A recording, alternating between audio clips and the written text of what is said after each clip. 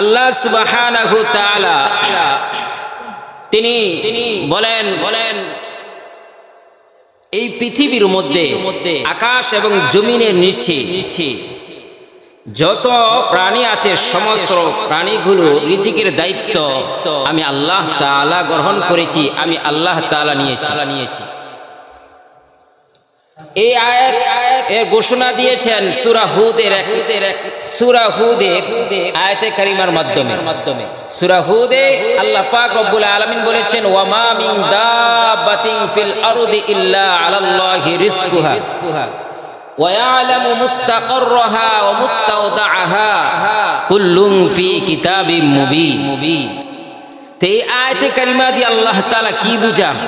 আল্লাহ তাআলা বলেন জমিনের মধ্যে এমন কোন জান বিশিষ্ট প্রাণী নেই যেগুলোর রিজিকের দায়িত্ব আমি আল্লাহ পাক রব্বুল আলামিন নেই। তাহলে আয়াতের মাধ্যমে এটাই প্রমাণিত হলো যে আমাদের যত জীবজন্তু আল্লাহ পাক রব্বুল আলামিন সৃষ্টি করেছেন সমস্ত জীবজন্তুর রিজিকের দায়িত্ব কে নিয়েছেন? আল্লাহ তাআলা নিয়েছেন। তা আল্লাহ তাআলা বলেন, বান্দা হে বান্দি, হে বান্দা হে বান্দি, তোমার পেট তো একটা, তোমার পেট কয়টা? তোমার পেট তো একটা, আর এই একটা পেটের জন্য এত তুমি দৌড়াদৌড়ি করো, হ্যাঁ এত লাফালাফি করো, দিন নাই রাত নাই, তুমি 24 ঘন্টা মেহনত করতেছো আমি আল্লাহর হুকুম বাদ দিয়া, আমি আল্লাহ তাআলার গোলামি না করে তুমি দৌড়াদৌড়ি করতেছো তোমার একটা পেটের রিজিকের জন্য। এতগুলো প্রাণীর রিজিকের দায়িত্ব আমি নিলাম এবং তাদের সময় মতো আমি রিজিক দিচ্ছি, সময় মতো রিজিক তাদেরকে আমি দিচ্ছি। আমি কি তোমার মতো একটা বান্দা বান্দির পেটের রিজিকের ব্যবস্থা করতে পারবো না আমি আল্লাহ? আপনারা কি বলেন, আল্লাহ কি পারবে? তা আল্লাহ তাআলা সেই কথাটা বলেন, ওয়া মা মিন দাব্বাতিন ফিল আরদি ইল্লা আলাল্লাহি রিজকুহা। বান্দা তুমি টেনশন করো না, তুমি রিজিকের জন্য কি করো না, চিন্তা করো না, টেনশন করো না, আমি আল্লাহ সময় মতো তোমার রিজিকের ব্যবস্থা করে দিই। অন্যত্র আয়াতে সূরাতুল জুমার মধ্যে আল্লাহ তাআলা ইরশাদ করেছেন, ফান্তাশিরু ফিল আরদ, ফান্তাশিরু ফিল আরদ, তোমরা নামাজ আদায় করো, আমি আল্লাহর গোলামি করো, আমি আল্লাহর গোলামি করার পর ফান্তাশিরু ফিল আরদ, জমিনের মধ্যে তোমরা ছড়ায়া ছিটাই করো। তোমরা জমিনের মধ্যে কি করো? ছড়িয়ে ছিটিয়ে করো। রিজিককে অন্বেষণ করো, রিজিককে কি করো? অন্বেষণ করো। তোমরা রিজিক আমি আল্লাহর হুকুম মানার পর রিজিকের জন্য তোমরা বের হয়ে যাও, আমি আল্লাহ তোমাদের রিজিকের ব্যবস্থা করে দিব। সুবহানাল্লাহ বলেন। আল্লাহ সুবহানাহু তাআলা তিনি বান্দাকে রিজিক দেওয়ার জন্য বসে আছেন, বান্দাকে রিজিক দেওয়ার জন্য বসে আছেন, কিন্তু বান্দা আল্লাহ তাআলা থেকে রিজিক নেওয়ার জন্য যায় না, আল্লাহর নিকটে রিজিক নেওয়ার জন্য যায় না। আল্লাহ দেওয়ার জন্য বসে আছেন, ডাকে আল্লাহ তাআলা রিজিক দেওয়ার জন্য কি করে? ডাকে সময় হইলেই আল্লাহ তাআলা রিজিকের জন্য ডাকে, এই কার রিজিক রাখবো, কোন বান্দার রিজিক লাগবো, কোন বান্দির রিজিক লাগবো, কার কি লাগবো, আমি আল্লাহ তাআলা দেওয়ার জন্য বসে আছি। চাও আমার নিকটে চাও, আমি আল্লাহ তাআলা তোমার রিজিক দিব। কিন্তু বান্দা বান্দি আল্লাহর নিকটে চায় না। বান্দা বান্দি কি করে জানেন? আল্লাহর নিকটে না চাইয়া মানুষের নিকটে চায়। আল্লাহর নিকটে না চাই, কার নিকটে চায়? মানুষের নিকটে চায়। তা আল্লাহ বলেন, মানুষের নিকটে চাইলে তুমি পাইবা না। মানুষের নিকটে একবার দুইবার চাইবা, মানুষ বিরক্ত হয়ে যাইব, মানুষ তিতা হয়ে যাবে, তোমার প্রতি রাগ সৃষ্টি করবে। কিন্তু আমি আল্লাহর নিকটে চাইলে আমি আল্লাহ তাআলা রাগ হই না, আমি আল্লাহ তাআলা বেজার হই না, আমি আল্লাহ তিতা হই না, বরং আমি আল্লাহ তাআলা তুমি চাওয়ার কারণে আমি আল্লাহ তাআলা খুশি হয়ে যাই। সুবহানাল্লাহ বলেন। আল্লাহর নিকটে চাইলে আল্লাহ কি হয়? খুশি হয়। আর মানুষের নিকটে চাইলে মানুষ কি হয়? বেজার হয়, অসন্তুষ্ট হয়, রাগ সৃষ্টি করে।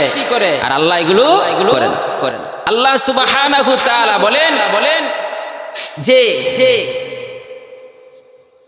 মাজার যেগুলো আমি আল্লাহ তাআলার সাথে অহংকারী হয়, যেগুলো করলে আমি আল্লাহ তাআলার সমতা বুঝায়, সমকক্ষ বুঝায়, আমি আল্লাহর সাথে সাদৃশ্য রাখে, ওই সমস্ত জিনিসের নিকটে তোমরা রিজিক চাইবা না। আমরা তো আল্লাহ তাআলার নিকটে না চেয়ে মাজারের নিকটে চাই না। রিজিক ধনী হওয়ার জন্য মাতার নিকটে মান্নত করি যেন আল্লাহ ধনী বানায় দেয়, একটা গাড়ির ব্যবস্থা করে দেয়, একটা বাড়ির ব্যবস্থা করে দেয়, এগুলো মাজার নিকটে আমরা চাই না বিভিন্ন জিনিস দান কইরা। তা আল্লাহ তাআলা বলেন আমার সাথে যেগুলো সাদৃশ্যপূর্ণ, যেগুলো আমার সাথে সাদৃশ্য, তাসবিহ আরবিতে বলা হয় তাসবিহ, যেটা আমার সাথে সাদৃশ্য হয়, আমি আল্লাহ তাআলার সাথে সাদৃশ্য হয়, ওই সমস্ত জিনিসের নিকটে রিজিকের জন্য তালাশ করো না, রিজিক অন্বেষণ করিও না। যদি চাওয়ার প্রয়োজন হয় তাহলে আমি আল্লাহর নিকটই একমাত্র চাইবা, আমি আল্লাহর নিকটই একমাত্র চাইবা। আল্লাহ সুবহানাহু ওয়া তাআলা তিনি বলতেছেন তোমরা জমিনের মধ্যে অহংকার করো না, তোমরা জমিনের মধ্যে কি করো না, অহংকার করো না। আর অহংকার হচ্ছে পতনের মূল। অহংকার কি পতনের মূল। এই কথাটা আল্লাহ তাআলা এই আয়াতের মধ্যে উঠায় ধরছেন, ইয়া মাশারাল জিন ওয়াল ইনস ইন ইসতাতাতুম আন তানফুযু মিন আকতারিস সামাওয়াতি ওয়াল আরদ ফানফুযু লা তানফুযুনা ইল্লা বিসুলতান। আল্লাহ তাআলা জিনদের ডেকে বলেন, মানুষদেরকে ডেকে বলেন ইয়া মাশারাল জিন মানে জিন সম্প্রদায়, হে জিন সম্প্রদায়, ওয়াল ইনস হে মানুষ সম্প্রদায়, ইনিস্তাতাতুম আন তানফুযু মিন আকতারিস সামাওয়াতি ওয়াল আরদ, আকাশ এবং জমিন এগুলো কার? আকাশ এবং জমিন কার? তোমরা যদি আমি আল্লাহর নিকটে না চেয়ে মানুষের নিকটে চাও তাহলে আমার আকাশ আমার জমিন ছেড়ে দাও। বাড়িওয়ালা কয় না আমার টাকাটা যদি সময় মতো না দাও, মাসের তারিখ অনুযায়ী আমার টাকাটা না দাও তাহলে বাড়ি ছেড়ে দাও, আমার রুম ছেড়ে দাও, দরকার নেই। কয় না আল্লাহ বলেন আমার ইবাদত যদি না করো, আমার নিকটে যদি তোমরা না চাও, না চেয়ে যদি অন্যর নিকটে চাও, হ্যাঁ আমি আল্লাহর সাথে যদি তোমরা শিরক করো, হ্যাঁ তাহলে আমার জমিন ছেড়ে দাও, আমার আকাশ ছেড়ে দাও। আকাশ এবং জমিন ছেড়ে আমরা কোথায় যাব বলেন? জায়গা আছে? লা তানফুযু, আমাদের পলায়ন করার কোনো জায়গা নাই, আমাদের পলায়ন করার কি নাই, কোনো জায়গা নাই। আল্লাহ সুবহানাহু ওয়া তাআলা মানুষদেরকে লক্ষ্য করে বললেন, হে মানুষ সম্প্রদায়, হে জিন সম্প্রদায়, তোমরা ভোলা ফকির, তোমরা কি? তোমরা ফকির, তোমরা গরীব, আর আমি আল্লাহ হচ্ছি ধনী। আল্লাহুল গনিয়্যু ওয়া আনতুমুল ফুকারা। বলছিলাম না গত সপ্তাহে আল্লাহ কি? আল্লাহ ধনী না, আর আমরা কি? ফকির। আমরা ফকির আর আল্লাহ হচ্ছে ধনী। আল্লাহ যে ধনী সেই গ্যারান্টিটা কোথায় দিয়েছে? কোরআনুল কারীমের মধ্যে, আল্লাহুল গনিয়্যু ওয়া আনতুমুল ফুকারা। আল্লাহু গনিয়্যু, আল্লাহ গনিয়্যুন মানে ধনী, আর আল্লাহু ওয়া আনতুমুল ফুকারা, আর তোমরা হচ্ছ গরীব, তোমরা হচ্ছ ফকির। আর ফকির কার নিকটে চাবে? যে ধনী তার নিকটে চাবে, যে ধনী তার নিকটে ফকির চাবে না। হ্যাঁ, ফকির কি ফকির নিকটে চাইলে পাবে? এক ফকির আরেক ফকিরের নিকটে চাইলে পাবে?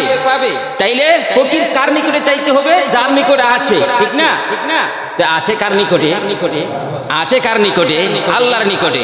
তাহলে যা কিছু আমার আপনার প্রয়োজন চাবো কার নিকটে? আল্লাহর নিকটে। আল্লাহ পাক রব্বুল আলামিন বলে তোমরা তোমাদের সম্পদ হইলে তোমরা তো ছেলেরে দিয়ে দাও, তোমরা মেয়েরে দিয়ে দাও, তোমাদের আত্মীয় স্বজন বন্টন করে নিয়ে যায়। আর আমার কি ছেলে আছে? আমার কি মেয়ে আছে? আমার কি বিবি আছে? আমি কারে দিব? আমি তো দিব তোমাদেরকে। তোমরা চাও আমার নিকটে, আমার ছেলে নাই, মেয়ে নাই, বিবি নাই, কেউ নাই, আমার আছো তোমরা আমার নিকটে চাও, আমি তোমাদেরকে দিব। সুবহানাল্লাহ বলেন। আল্লাহ সুবহানাহু ওয়া তাআলা তিনি ইরশাদ করেন, লাহু মা ফিস সামাওয়াতি ওয়াল আরদি, এই আকাশ, এই জমিন, সব কিছু আমি আল্লাহ। এই আকাশ, এই জমিন কার? এই আকাশ, এই জমিন কার? এগুলো সব কিছু আল্লাহর। আল্লাহ বলেন লিল্লাহি, আল্লাহর জন্য, আমি আল্লাহর জন্য। ফিস সামাওয়াতি ওয়াল আরদি, আকাশ এবং জমিনের মধ্যে যা কিছু আছে সব কিছু এগুলো আমার আল্লাহর জন্য, এগুলো আমার জন্য। আমার জিনিস তোমরা ভোগ করতেছো, আমার জিনিস তোমরা খাইতেছো, আমার জমিনের উপরে তোমরা চলতেছো, আমার জমিনের উপরে তোমাদের ঘর বাড়ি যা কিছু আছে সব কিছু আমার জমিনে করতেছো।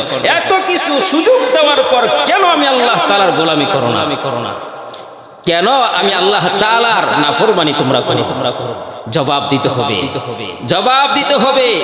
বিন্দু পরিমাণ আমি ছাড় দিব না। দুনিয়ার মধ্যে আল্লাহ তাআলা আল্লাহর ইবাদত করলেও খাওয়ায়, না করলেও খাওয়ায়, ঠিক কিনা? জোরে কর। আল্লাহর গোলামি করলেও খাওয়ায়, না করলেও খাওয়ায়।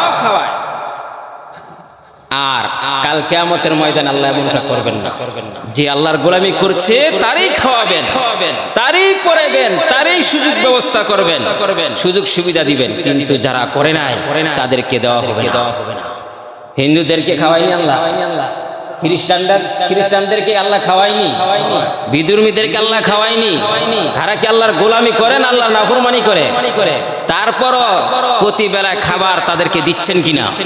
দিতেছেন, আল্লাহ সুযোগ দিচ্ছেন, খাও খাও তোমরা খাও, আমার মুমিন বান্দা বান্দীদের উসিলায় তোমরা খাও, আমার মুমিন বান্দা বান্দীদের উসিলায় তোমরা খাও।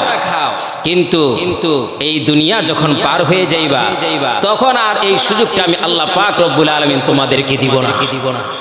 তোমাদের আমল অনুযায়ী আমি কাজ করব। আল্লাহ ঘোষণা দিবেন লিল্লাহিল ওয়াহিদিল কাহ্হার, আজকের রাজত্ব একমাত্র আমি আল্লাহ তাআলা। কে আছো আসো আমার নিকটে। তখন মানুষদেরকে বলবে টাকা কই, পয়সা কই, জায়গা কই, জমিন কই, কোথায় গেল তোমার চেয়ারম্যানগিরি, কোথায় গেল তোমার মেম্বারগিরি, কোথায় গেল তোমার মন্ত্রীগিরি, কোথায় গেল এগুলো তোমার বাহাদুরি কই? আসো বাহাদুরি করো। আল্লাহর সামনে কেউ কি বাহাদুরি করতে পারবে? তখন মুখ জবানটা খুলতে পারবে আল্লাহর সামনে? সমস্ত জবানগুলো বন্ধ হয়ে যাবে না ফরমানদের। সেই জন্য ভয় করব কাকে? ভয় করব কাকে? আরো জোরে বলেন, ভয় করব কাকে?